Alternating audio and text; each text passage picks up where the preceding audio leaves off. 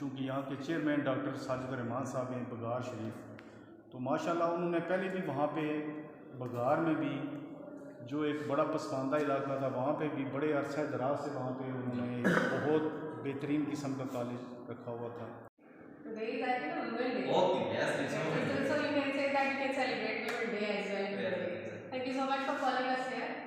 Law profession के अंदर you have to present before the courts के सामने पेश होना होता है। You have to build your arguments and this is the decorum. हमें बहुत खुशी हुई कि कोटा में भी लॉ कॉलेज की ओपनिंग हुई है, तो ये बहुत अच्छी बात है। और यही कहना चाहूँगी कि हमारे इस लॉ कॉलेज में और मुझे बहुत अच्छा लगा, हमने लाइब्रेरी का विज़िट किया, जो लैब का विज़िट किया, बहुत अच्छा लगा। पढ़ सकते हो, ये बहुत अच्छा एक काम है, हमारा फ्यूचर इससे हो रहा है।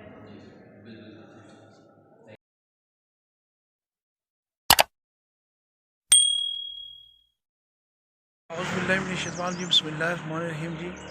अस्सलाम वालेकुम नाज़रीन, की हालत सो ठीक हो खैरियत ही उम्मीद करना तो सारे ठीक ठाक हो सो जी। अज अस आए हैं जी मनियान शरीफ लॉ कॉलेज जी। साढ़े मुल्क के पाकिस्तान में बहुत बड़ी मजहबी स्कॉलर है जी। दरबारी आलिया बघार शरीफ ने सजादा रशीद साहब ने जरी निकाली जोड़ा लॉ कॉलेज जी जोड़ा मनियान शरीफ ये बनता मस्जिद की बहुत बड़ी दीनी दरसगाह नज़ीर इंतजाम चलने पे जी। तो अज यूनीक मॉडल स्कूल कोटा ने बच्चे विजिट करने जी। तो अज अस तुसें गी करासा जी विजिट लॉ कॉलेज ने तुसें साढ़े नाल ही रहना जी।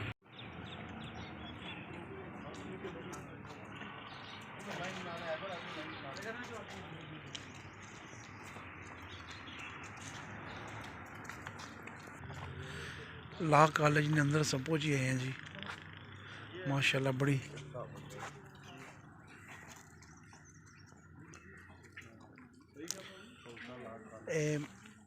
यूनिक मॉडल सेकेंडरी स्कूल ने प्रिंसिपल जी मारूफ माहिर तलीम जी राजा रफाकत जुआ साहब ज़ेर इंतज़ाम ज़ेर क़यादत।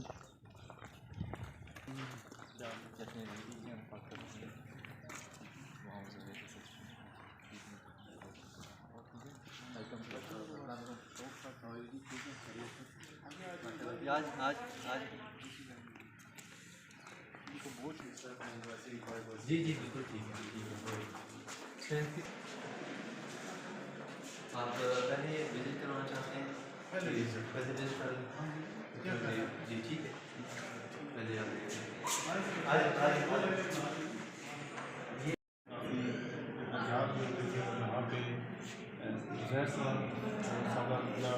रहमान साहब की काफ़ी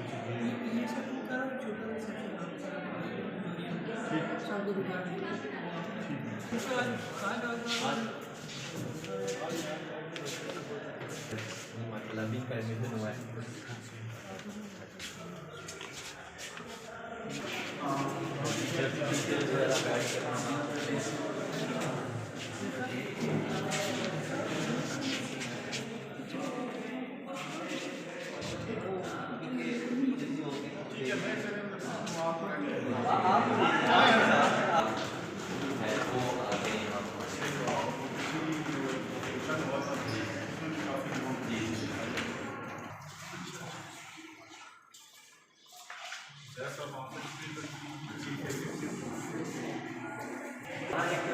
स्पेशल जैसे आप मेरा कॉम्प्लेक्स होते हैं बहुत होता है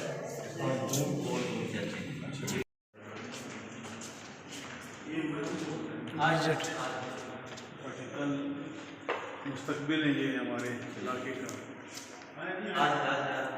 जो आप जहन में कोई क्वेश्चन है पूछ सकते हैं। you will be the now future generation. So सही है, यहाँ पर भी हमारे हमारे लेक्चर होते हैं वो पॉलिटिकल साइंस और सोशियोलॉजी के लेक्चर देते हैं। तो प्रोजेक्टर हमारे पास प्रोजेक्टर बुला देते हैं, लेकिन यहाँ 1 से 2 दफ़ा हमने वो ऑनलाइन भी भेजा। अच्छा ऑनलाइन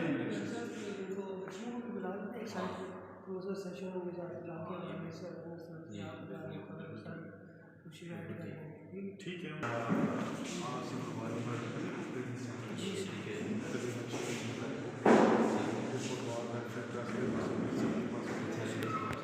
हमारी जो लाइब्रेरी है कोटा की, जी कोटा लगी वहाँ पे भी इनको देखें कि कुछ वक्त के बाद, ताकि थोड़ा सा बच्चों को ये यकीन करें कि बाद बच्चों को तो ये नहीं पता कि यहाँ पर ट्रेनिंग सेंटर किधर है, बाज़ को ये नहीं पता बाज़ को ये नहीं पता कि लाइब्रेरी जो इतने अरसा दराज से डॉक्टर फखरुद्दीन खान या उन्होंने का ऑप्शन से बनी थी वो किधर है, वो फिर हम विज़िट करवा। As an training basically law profession के अंदर you have to present before the courts के सामने पेश होना होता है। You have to build your arguments and this is the decorum जो हमने पेश किया। यहाँ पर आगे बात करें, ये इन्वायरमेंट देने का स्टूडेंट्स को ये मकसद है ताकि जब वो कोर्स के अंदर जाएं और जजेस के सामने खड़े हों, so they should have a confidence in them when they go upstairs, जाते हैं खड़े होते हैं डाइस पे बात करते हैं, they should they build more confidence in their talk in their gestures. तो ये यहाँ पर ये इसको इस हॉल को अक्सर कॉलेजेस में हॉल कहा जाता है, ये इसको हम मूड कोर्ट रूम कहते हैं। तो मूड कोर्ट रूम का बेसिक जो पर्पस होता है वो यही होता है कि जब लास्ट सेमेस्टर लास्ट ईयर के अंदर स्टूडेंट्स होते हैं तो उनको केसेस दिए जाते हैं और वो बीइंग अ काउंसिल और बीइंग अ लॉयर पार्टीज़ के बिहाफ पे वो उसको केस को परस्यू करते हैं और वहाँ पर आकर के अपना केस पेश करते हैं। तो ये बहुत अच्छा इन्वायरमेंट होता है, इस इन्वायरमेंट से उनको कॉन्फिडेंस मिलता है और फिर जब वो जाते हैं जजेस के सामने तो फिर वो अपने बेहतर स्किल्स को प्रेजेंट करते हैं। तो होप कि आप लोग भी इंशाल्लाह इस प्रोफेशन को आगे कंटिन्यू करेंगे और उम्मीद है कि आप जो है नेक्स्ट फ्यूचर लॉयर्स भी होंगे। आप कोई क्वेश्चन करें? Yes, this is a 5 years course, 5 साल की डिग्री है LLB। Basically you can say this is a professional degree. दूसरी जो डिग्रीज होती हैं वो प्रोफेशनल नहीं होती, वो जनरल साइंसेस की डिग्रीज हैं। तो प्रोफेशनल डिग्री जो है जैसे कि MBBS है, डॉक्टर MBBS, इसी तरीके से ये प्रोफेशनल डिग्री LLB की 5 years है। तो you have to struggle for 5 years, but it is a bit easy. Most of the students assume that it is a difficult subject. If you have studied science, you are almost science student, sir? Yeah, science student. If you are a science student, it will be no difficult for you to pursue that profession.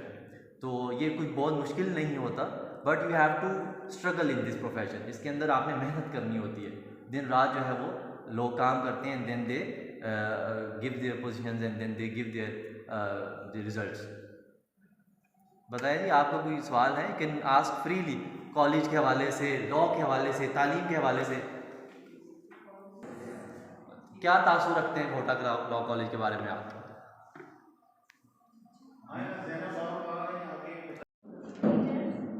हमें बहुत खुशी हुई कि कोटा में भी law college की opening हुई है, तो ये बहुत अच्छी बात है। इट्स वेरी गुड कि हमारे छोटे से शहर में भी लॉ कॉलेज खुला है।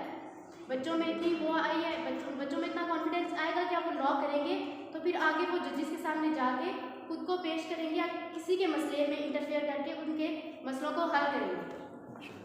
सो कैसा लगा? वेरी गुड, बहुत अच्छा सिस्टम है माशाल्लाह। अल्लाह हमें भी यहाँ पे आने की तौफीक अता फरमाए और माशाल्लाह बहुत अच्छा सिस्टम है। अच्छी सफाई वगैरह बहुत अच्छी है, अच्छा ख्याल रखा जाता है और बाकी भी माशाल्लाह बहुत अच्छा है।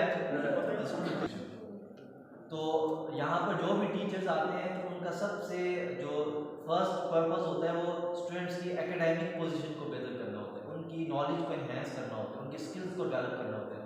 हमारे यहाँ जिस किस्म की भी पढ़ाई जिस तरीके से आपको दे आर डिफरेंट मेथडोलॉजीज, तो we have selected the methodologies that benefits in the practical sense, that benefits in the increment of in the advancement of the knowledge. यही कहना चाहूँगी कि हमारे इस लॉ कॉलेज में और मुझे बहुत अच्छा लगा, हमने लाइब्रेरी का विज़िट किया, जो लैब का विज़िट किया, बहुत अच्छा लगा, बहुत सारी फैसिलिटीज़ हैं, बहुत अच्छा मुझे लगा। मैं ये क्वेश्चन करना चाहूँगी कि इसके लिए क्या सबमिट करनी पड़ती है, कितनी का एडमिशन होता है? जी, ये इंटरमीडिएट के बाद आपका एडमिशन होता है इसके लिए कि इसकी जो बेसिक रिक्वायरमेंट है इंटरमीडिएट है। इंटरमीडिएट के बाद 5 years you have to pass a test that is known as law admission test. तो तो first of all you have to appear in law admission test it is conducted by HEC and you have to pass you have to take 50% marks only. तो 50% marks लेने के बाद you can get enrolled in any college, in any law college.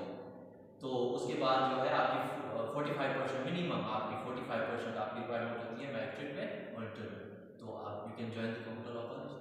ठीक है, FSC के बाद FSC intermediate के बाद law admission test and then you can enroll. ठीक है, हमें बहुत अच्छा लगा आपने good good license to go good माशाल्लाह। इसके बाद एक और भी ये है कि प्रोफेशन का जो आगे स्टार्टअप होता है वो इस तरीके से। तो इसमें जो मतलब फील्ड बनेगी जो बाकी सब्जेक्ट में हैं खाली इसमें। Good question. इसमें सब्जेक्ट्स की जो डिस्ट्रीब्यूशन होती है वो इस तरीके से होती है कि 5 इयर्स का जो प्रोग्राम है उसके अंदर आपके लॉ सब्जेक्ट के जो 5 इयर्स है उसमें से फर्स्ट 2 इयर्स को BA प्रोग्राम कहा जाता है, BA प्रोग्राम।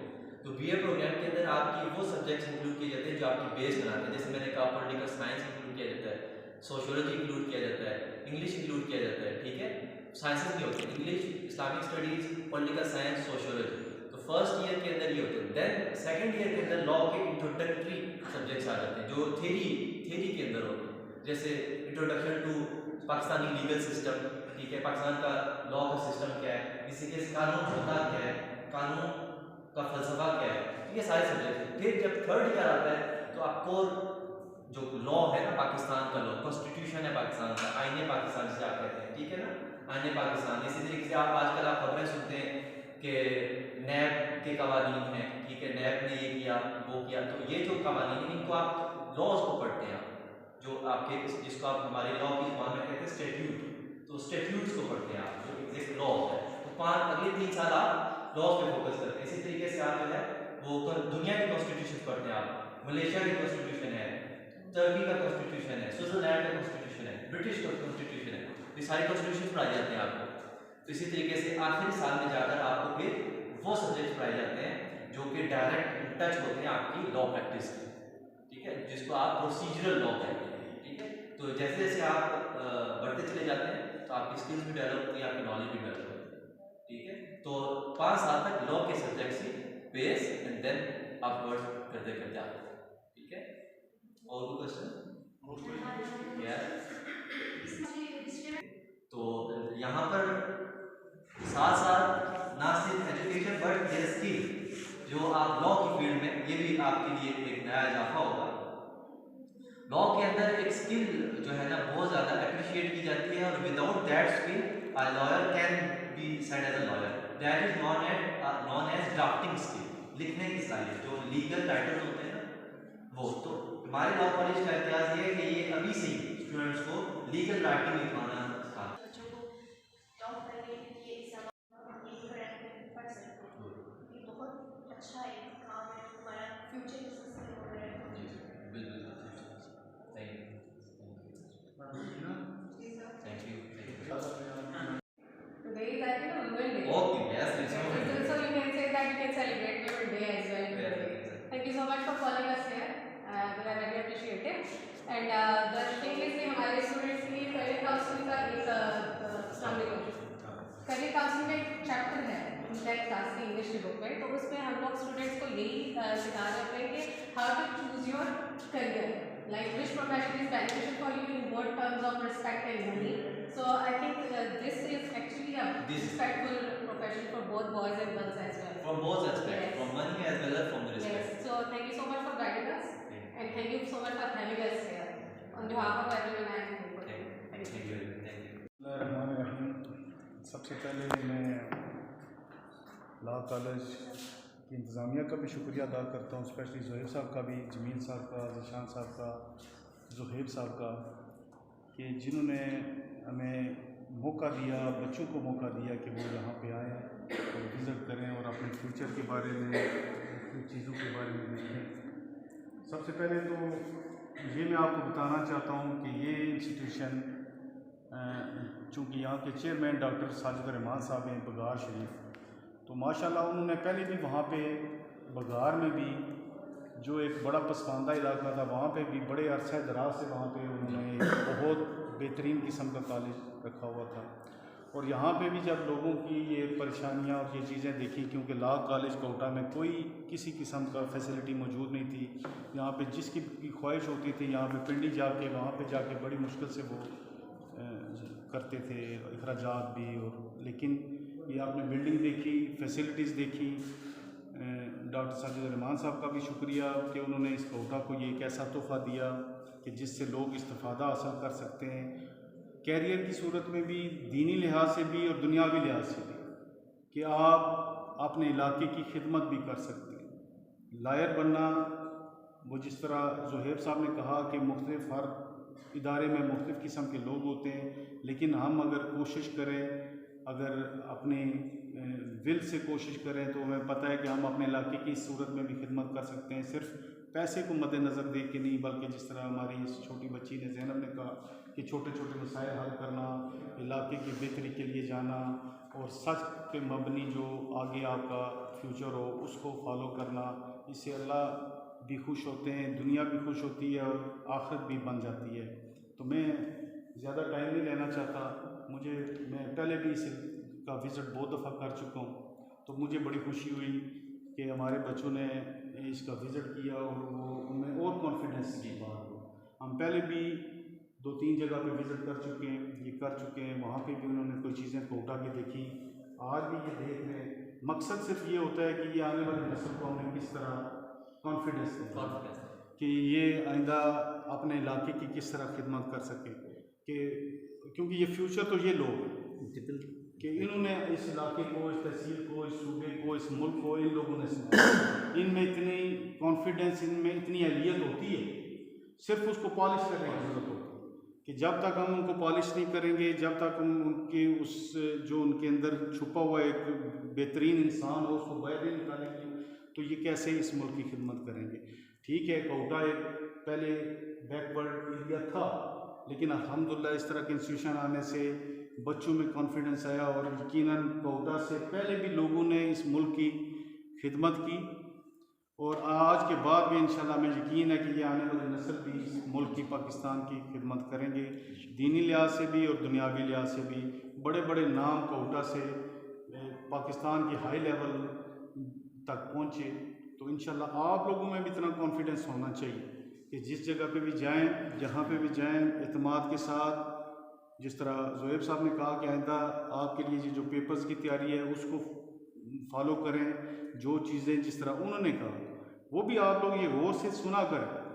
जो हम लोग तो आपको बताते रहते हैं, लेकिन जो तजर्बाकार लोग होते हैं वो भी बताते हैं कि जो चीज़ें ज़िंदगी में आप लोगों को डिस्टर्ब कर रही हैं, कि आपकी पढ़ाई में वो डिस्टर्बेंस पैदा कर रही है, कि मोबाइल है या टीवी है या और कोई चीज़ है जिसकी वजह से आपका टाइम वेस्ट होता है, उसको कम करें, पढ़ाई की तरफ ज़्यादा तवज्जो दें। तो यही कुछ अरसा होता है।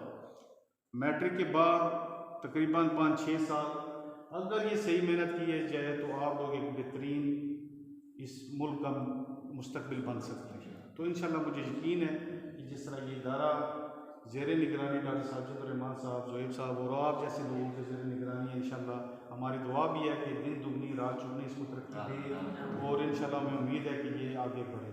बहुत शुक्रिया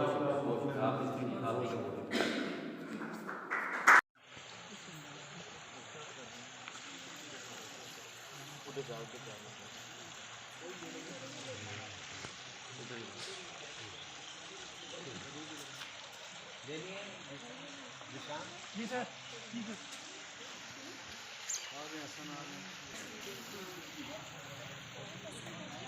हाँ, ऐसे मट्टी को पकड़ लो, आपके दिन करते। हाँ, वो सामने भी है ना, आप वहाँ पे लगा दें। शफीक बेटा वो उसमें आप लगा दो।